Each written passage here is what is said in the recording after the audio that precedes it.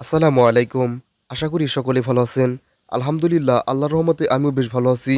বাংলাদেশে অসংখ্য জমিদার বাড়ি রয়েছে। তবে এসব জমিদার বাড়ির মধ্যে সবচেয়ে সুন্দর, আকর্ষণীয় এবং সুসজ্জিত জমিদার বাড়ি হচ্ছে মহেরা জমিদার বাড়ি। এটি বাংলাদেশের সবচেয়ে সুন্দর জমিদার বাড়ি।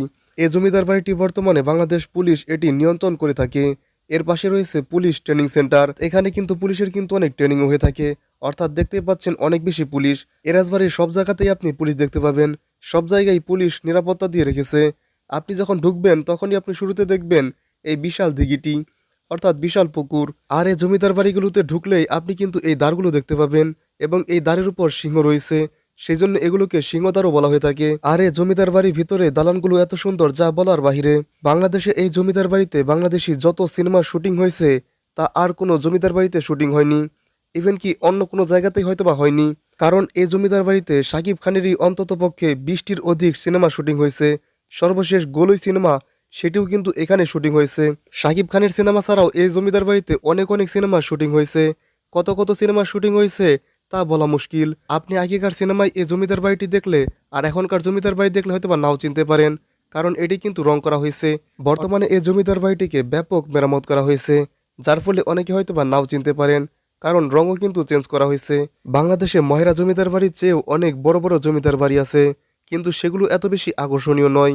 কেন জানেন? কারণ সেসব জমিদার বাড়ি রং করা হয়নি এমনকি মেরামত করা হয়নি। অযত্নে অবহেলায় পড়ে রয়েছে সেসব জমিদার বাড়ি, যার ফলে সেসব জমিদার বাড়ি এখন আর সেরকম সুন্দর দেখতে মনে হয় না।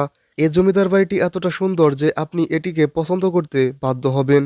দেখে যেন মনে হবে কোনো ইউরোপের জমিদার বাড়ি, এটি কোনো বাংলাদেশের জমিদার বাড়ি নয়। এটি দেখলে আপনার সেরকমই মনে হবে, কারণ জমিদার বাড়িটি ঠিক সেরকমই।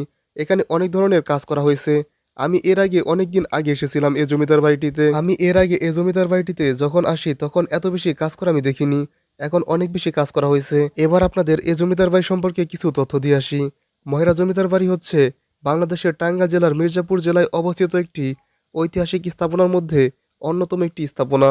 মহেরা জমিদার বাড়ি বাংলাদেশের ঢাকা বিভাগের টাঙ্গাইল সদর থেকে প্রায় 18 কিলোমিটার দূরে প্রায় 8 একর জায়গা জুড়ে এ মহেরা জমিদার বাড়ি অবস্থিত। 1890 দশকের পূর্বে স্পেনের কর্ডোবা নগরীর আদলে এ জমিদার বাড়িটি প্রতিষ্ঠিত হয়েছিল। স্বাধীনতা যুদ্ধে পাক বাহিনী মহেরা জমিদার বাড়িতে হামলা করে এবং জমিদার বাড়ির কুলবধূ সহ 5 জন গ্রামবাসীকে নির্মমভাবে গুলি করে হত্যা করে। পরবর্তীতে তারা লোহজং নদীর নৌপথে এদেশ ত্যাগ করেন। এখানে তখন মুক্তিবাহিনীর ক্যাম্প স্থাপন করা হয়েছিল। এ জমিদার বাড়িটি পুলিশ ট্রেনিং স্কুল হিসেবে প্রতিষ্ঠার উদ্যোগ গ্রহণ করা হয় 1972 সালে এবং পুলিশ ট্রেনিং স্কুলকে পুলিশ ট্রেনিং সেন্টারে উন্নীত করা হয় 1990 সালে। এখানে শুধু একটি লজ নয়, এখানে বেশ কয়েকটি লজ রয়েছে।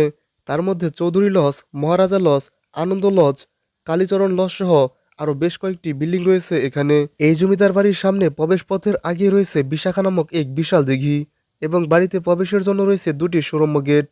তাছাড়া মূল ভবনের পেছনের দিকে পশরা পুকুর ও রানী পুকুর নামে আরও 2টি পুকুর রয়েছে এবং শোভাবর্ধনের জন্য রয়েছে সুন্দর ফুলের বাগান। বিশাখা সাগর সংলগ্ন দক্ষিণ পাশে রয়েছে বিশাল আম্রকানন এবং রয়েছে বিশাল 3টি প্রধান ভবনের সাথে আরও নায়েব সাহেবের ঘর, কাছারি ঘর, গোমাস্তা ঘর, দিঘিসহ আরও 3টি লজ। সেখানে একটি ফোয়ারা নির্মিত হয়েছে 1890 সালে।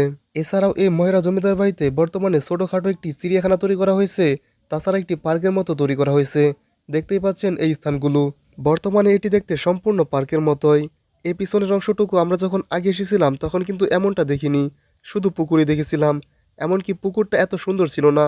পুকুরটা ছিল তখন জরাজীর্ণ এবং জঙ্গলে ভরা, কিন্তু এখন কত সুন্দর পরিষ্কার করে এখানে কিন্তু পাশ দিয়ে বসার সিট করে দিয়েছে এবং ফুলের বাগান তৈরি করা হয়েছে। এই পুকুরের পাশে রয়েছে সেই ছোট পার্ক এবং তাছাড়া পাশ দিয়ে রয়েছে হরিণ এবং বানর।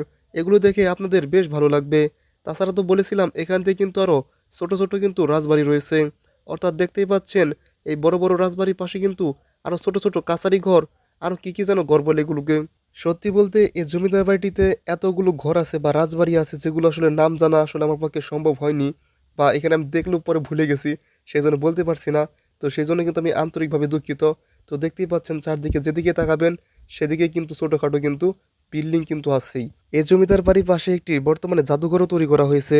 যে জাদুঘরে রয়েছে এই জমিদার বাড়ির বিভিন্ন জিনিস, মুক্তিযুদ্ধের সময় বিভিন্ন জিনিস, এমনকি এই জমিদার বাড়ি কিন্তু বিভিন্ন রাজাদের বিভিন্ন ব্যবহৃত জিনিসপত্র কিন্তু এই জাদুঘরে রাখা হয়েছে।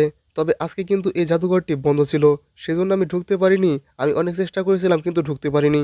বেশ কয়েকটি পুলিশের কাছে জিজ্ঞাসাও করছিলাম। আর এগুলো যে দেখছেন, এগুলো কিন্তু জমিদার বাড়ির একটা অংশ, অর্থাৎ আগে একটা অংশ ছিল। তবে এসবের ভিতর গিয়ে আমি দেখতে পেয়েছি বর্তমানে কিন্তু পুলিশদের, অর্থাৎ এখান থেকে কিন্তু পুলিশ থাকেন। এখানে কি করেন আল্লাহ তাআলা ভালো জানেন, কারণ হচ্ছে এখানে কিন্তু আপনাকে ঢুকতে দিবে না, সবসময় ঢুকতে দেয় না, এবং সামনে লেখা আছে প্রবেশ নিষেধ। সেজন্য তারপর আমি ঢুকেছিলাম, তারপরে দেখলাম যে এখান থেকে কিন্তু পুলিশদের অনেক বেশি পুলিশ। সব মিলিয়ে যদি বলি এই জমিদার বাড়িটির কথা, সত্যি ময়রা জমিদার বাড়ি বাংলাদেশের একটি অসাধারণ জমিদার বাড়ি। এমনকি বাংলাদেশে আরও যেসব জমিদার বাড়ি আছে সরকারের উচিত সেগুলো কিন্তু সংস্কার করা, কারণ সংস্কার করলে কিন্তু সেগুলোকেও সুন্দর দেখা যাবে। আজকে এ পর্যন্তই ছিল, সকলকে আসসালামু আলাইকুম।